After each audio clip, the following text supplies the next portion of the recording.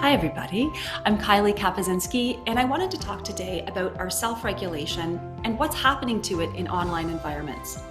We've arrived at a place where we're losing control of ourselves, over our emotions, over our thoughts, even our behaviors in digital environments.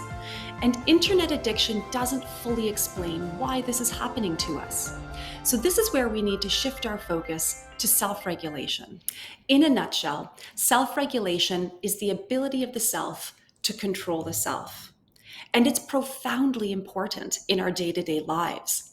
It helps us stay focused and to pursue our goals, even when we're faced with noisy, distracting, hectic environments, which are pretty much always around us.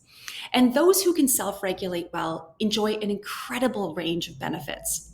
For instance, they have healthier relationships with others. They also have a decrease in unhealthy behaviors. And years of research have shown us that self-regulation is likely connected to our ability to live a longer, healthier, happier life. In so many ways, our self-regulation is the crowning jewel of our cognitive abilities. In order to do its vital work for us, our self-regulation needs some basic things from us. Firstly, it needs our time. Think about the last time that you were upset. Chances are you took a few seconds to take some deep breaths to get those emotions back under control.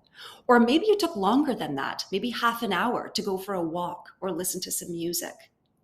In other words, self-regulation is not an instantaneous reaction within us. Secondly, our self-regulation requires our motivation. If we're highly motivated to change a behavior that we see in ourselves or an emotion that we're feeling, chances are we're going to be successful at doing so. And finally, our self-regulation requires our attention.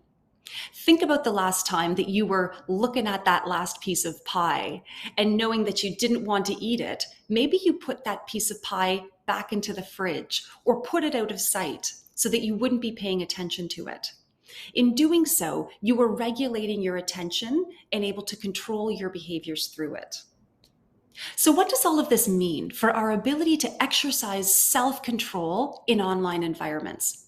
It's absolutely vital that we recognize that the basic things that we need for ourselves in order to self-regulate when we're online, namely our time, our motivation, and our attention, are being powerfully manipulated by outside forces whenever we go online. Firstly, our time is being manipulated. Not only are we spending more time on digital interactions than often we originally intended to, but fast-paced and rapid-fire digital interactions are leaving users with virtually no time to self-regulate and to correct unwelcome emotions or behaviors when they arise. Nowhere is this more true than amongst young digital users whose self-regulation is still developing. Likewise, our motivations are being redirected in online environments towards others' goals, usually the goals of corporate entities that would have us like or buy or view something. Finally, and most importantly, our attention is being manipulated. Online environments have become virtual battlegrounds for our attention span, where provocative designs are draining the limited attention that we have and that we desperately need in order to self-regulate ourselves. When we're surrounded every day by these digital spaces with fast-moving platforms, attentional distractions, and motivational dead ends, it's hard to miss the fact that our self-regulation is failing to thrive in these kinds of environments. In fact, this crowning jewel of our cognitive abilities might be eroding within us, diminishing over time, despite the fact that it's so important to our health and our happiness and possibly even our longevity.